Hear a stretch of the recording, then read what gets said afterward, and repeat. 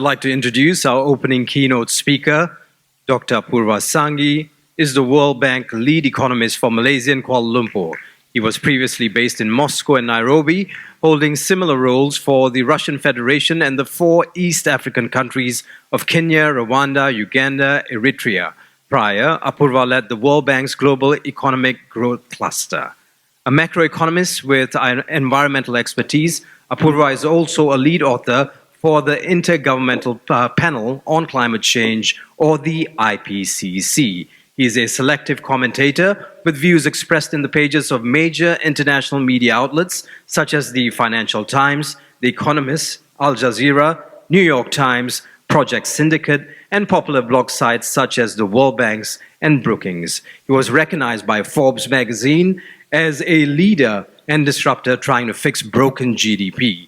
He has also given a TEDx talk broadcast live from the Kakuma refugee camp in northern Kenya. Apurva holds a college degree in physics and economics from the University of California.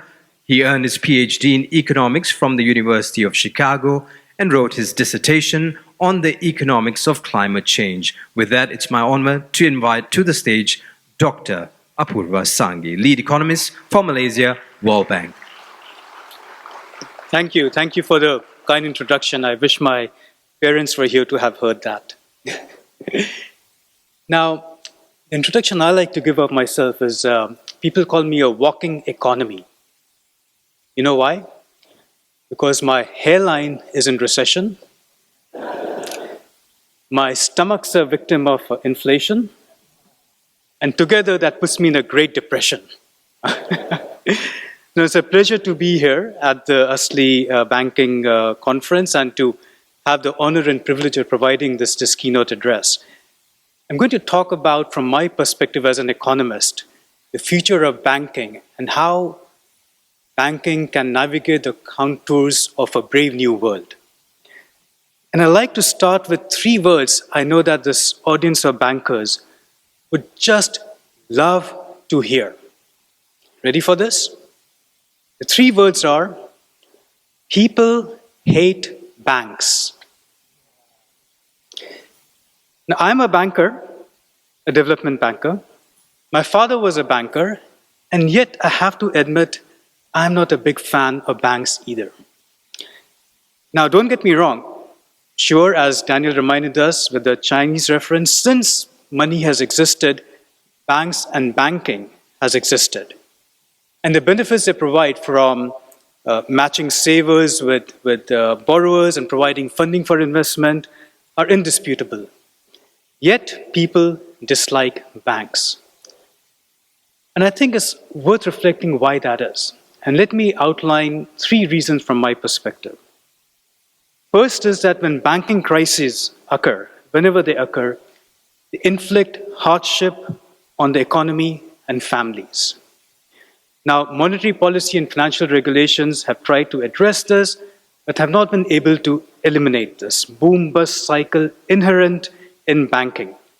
Now, the fundamental reason, of course, is the fractional reserve system, which creates mismatches between deposits, which are short-term liquid liabilities, and loans, which are long-term illiquid assets. So that's the first reason. The banking crises affect families, affect the person on the street, and that's what they tend to remember. The second reason is banks are expensive.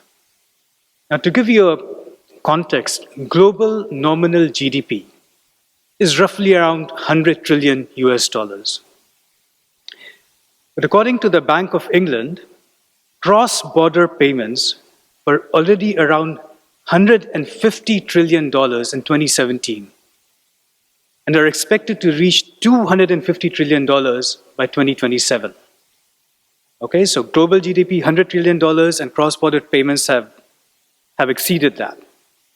And the point I want to make here is a good chunk of these cross-border payments are subject to a cross-border fee, sometimes as high as 1%. So I'll leave you to do the math, but you can see the point I'm getting at. Banks are expensive at that very macro level when it comes to facilitating cross-border transactions. And at a retail level, credit and debit cards charge eye-watering fees of anywhere between 1 to 4% on merchants.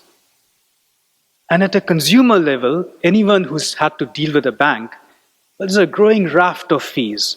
Overdraft fees, non-sufficient funds fees, credit card late fees, early withdrawal penalty loss fees, and so on and so forth, the list goes on. So you get my point. Banks are expensive. And the third reason why people don't seem to like banks is that, and this is particularly close to my heart as a developmental banker, bankers have been around since time immemorial. Banks have been around, but banks have left many unbanked. Now, globally, we, the World Bank, estimate that some 1.4 billion adults today remain unbanked. Even here in Malaysia, 12% of the adult population remains unbanked.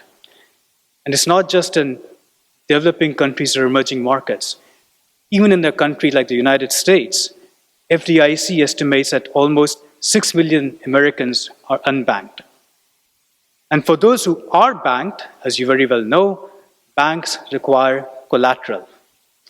And this reminds me of what Bob Hope, the American comedian, once said about banks and collateral. And I quote, "A bank is a place that will lend you money if you can prove that you don't need it." Okay? So, putting all this together, no wonder that people don't really are fond of banks per se, right? But things are changing, and in many ways for the better. In no small part thanks to technology. So digital payment platforms are transforming the banking landscape.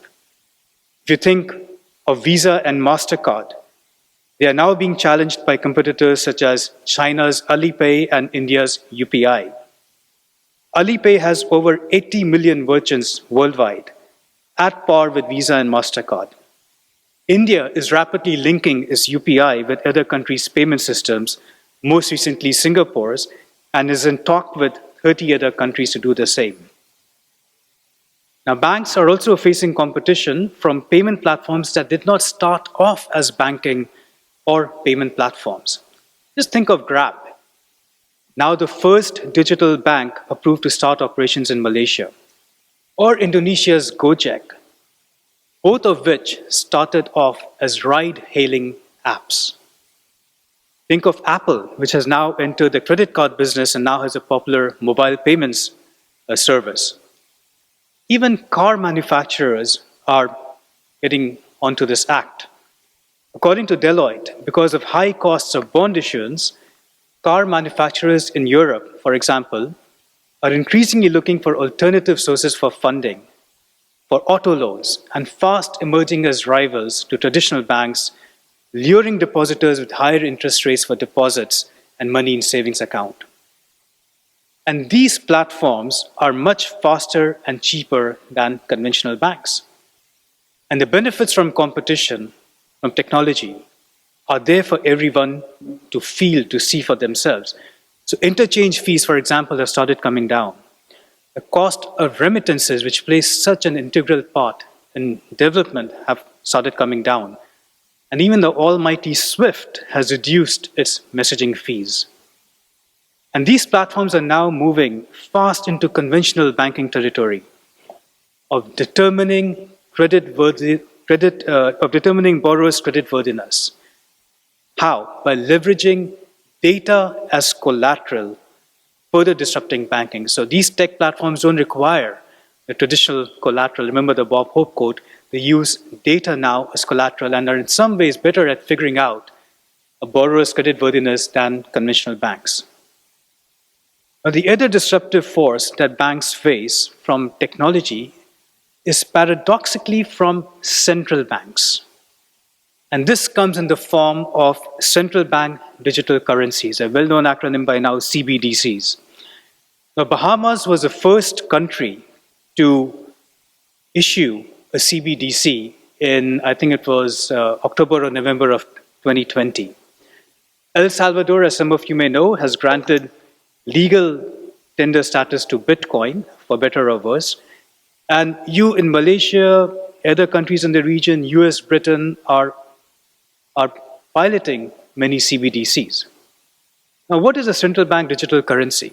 The CBDC is basically digital cash, but provided by the central bank directly to citizens. Now, how is this disruptive? Well, this is disruptive in that it could pull deposits out of the banking system and put them on central banks' balance sheets. And so there's a possible risk of disintermediation in the conventional banking system. And because it puts central banks directly in touch with citizens, it may possibly dilute the central bank's bank of all banks role in safeguarding the financial system. Now, technology is not the only disruptive force that is reshaping the foundations of banking. Banks now have to contend with the confluence of three things: a geopolitically more volatile, fragmented, and uncertain world, where geopolitics has now become geonomics, first. Second, a shifting and intensifying and changing climate. And third, a topsy-turvy global economy, which I like to say is trapped in a low growth, low investment, and low cooperation equilibrium. And I'd like to take a few minutes to dwell on these three items. So low growth. Now, we at the World Bank currently project global growth to fall to 2.1% this year. And that's down from 3.1% last year in 2022. And barely picking up to 2.4% in 2024. Now, we do expect East Asia and Pacific to fare better, though, with about 4% growth in this year and next year. But the world is trapped in a low growth equilibrium. Low investment. Now, even though inflation is declining in major economies, core inflation in the EU, the US remains high, and labor markets remain tight, leading to continued high interest rates. Now, high interest rates are good for banks' net interest income, but they are bad for investment. So you're in a low investment equilibrium as a result. And low cooperation, I think this does not get enough attention. Now, in the latest World Bank economic report for the region, we actually crunched some numbers and found that there are now almost 3,000 new restrictions imposed on global trade in 2022, 3,000, which is 3 times as large as those in 2019. So this gives you an idea of how and why I say we are trapped in the low growth, low investment, low cooperation equilibrium. Now, I was waxing eloquent about technology, but I would be amiss to not point out that even disruptive technology poses new challenges of interconnectedness and interdependencies between different service providers and geographical regions. Of course, the challenge of cyber threats, cybersecurity, and the challenge of data privacy.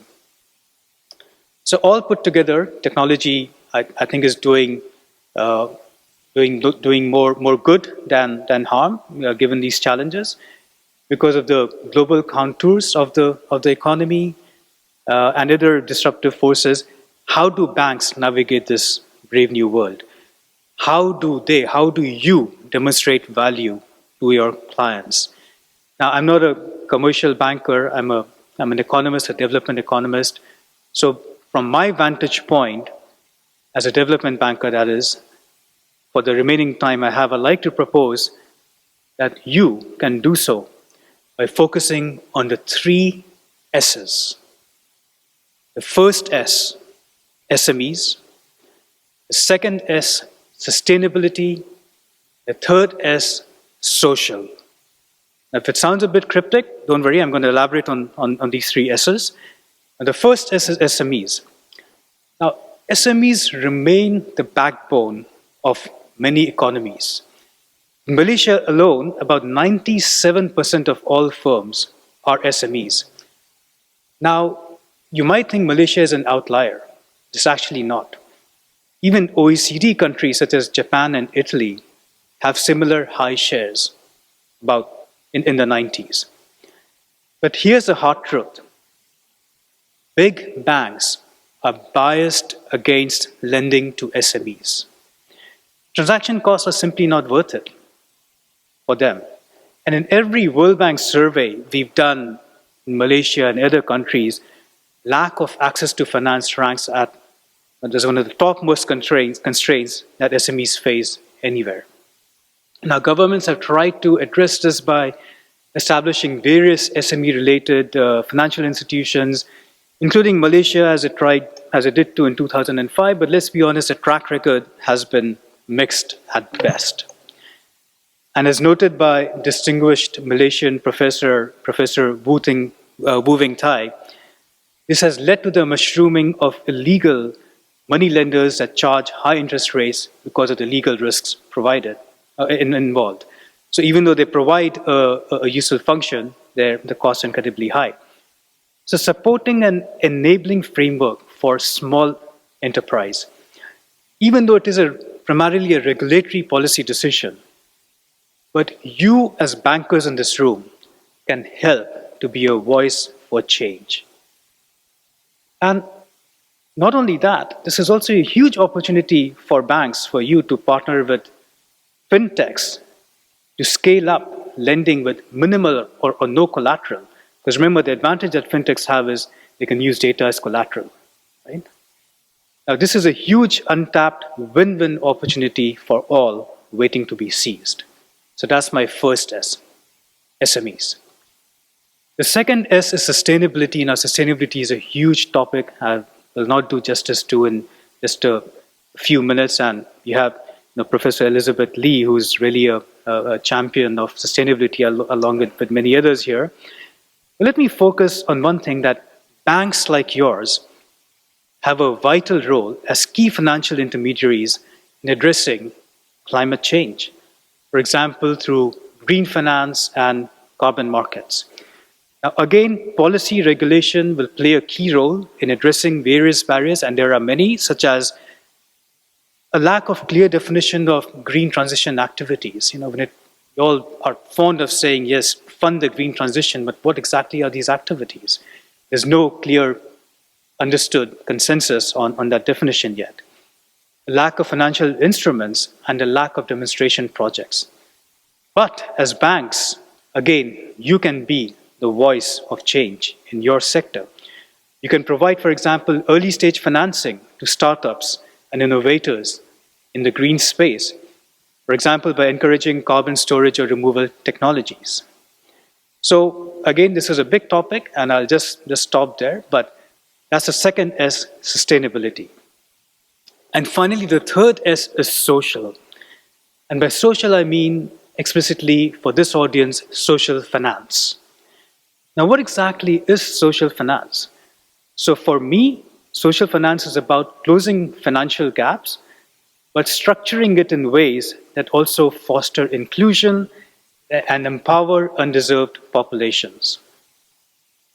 So if you consider Malaysia's Bank Negara's ITEKAD program, ITEKAD program, now this is a social finance program which blends financing with training for micro entrepreneurs. This is really brilliant because this ensures that entrepreneurs not only have access to finance, but they are building the right skills and capabilities, especially digital skills, which we all know is a key for the future. Another example, drawing from home, in some ways, is Islamic social finance, which is rooted in both commercial and social dimensions. It is equity-based, asset-backed, and socially responsible finance.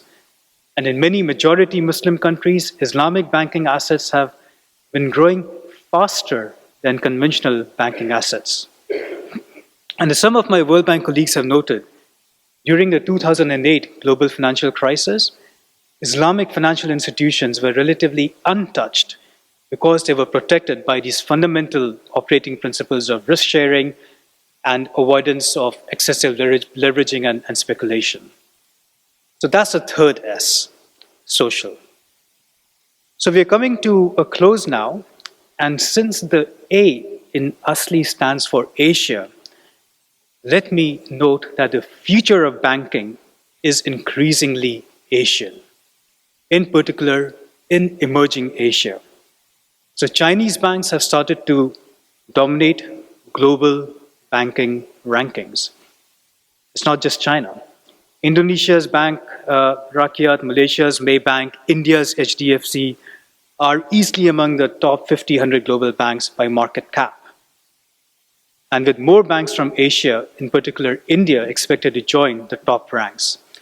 Some of you may be familiar with India's HDFC Bank, which is only 30 years old, but has a market cap now of almost twice that of Citibank. The balance sheets of Indian banks are growing as the economy grows. India, as we know, is one of the bright spots today, and the structural infrastructure financing gaps in India are being filled. So the future of banking is Asia and also to some extent the Middle East, but you are definitely in the right region. Now, I'd like to quote Warren Buffett, who said, "Banking is very good business if you don't do anything dumb." Okay?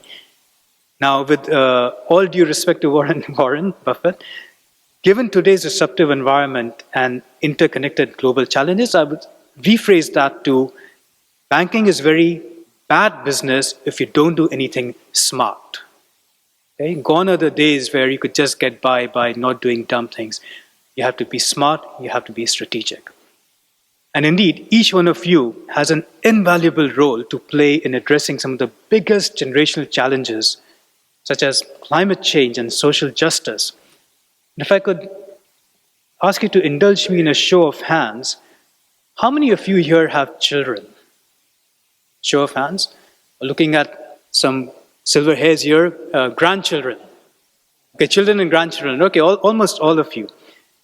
Now, you are bankers and you should, of course, be proud of your profession. But tell me, what has greater impact when you go home at the end of the day and talk to your kids or grandkids? Hey, I helped increase the capital adequacy ratio of my bank and help increase the return to equity. Or, hey, I'm helping solve the greatest challenges we are facing: social justice, climate change, development. Now, the good news is that this is not a dichotomy, it's not a choice. Because of the trends I mentioned, because of the forces I mentioned, you do not have to choose. You can help increase the return on equity or increase the capital adequacy ratio and profits of your bank, and you can also help address, if you buy my thesis of the 3 S's, help make the world a better place. You can do both. The power is yours. And on that note, thank you very much. Dr. Apurva, we would like for you to stay on stage. At this point, I'd like to invite Daniel Rahman to present a token of appreciation to Dr. Apurva Sanghi.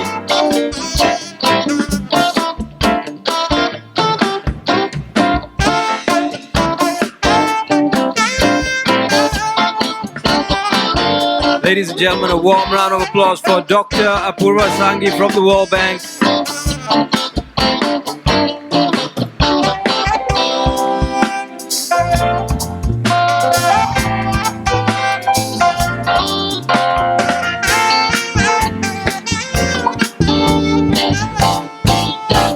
Thank you very much, Inche Daniel Rahman. Thank you very much, Dr. Apurva Sanghi.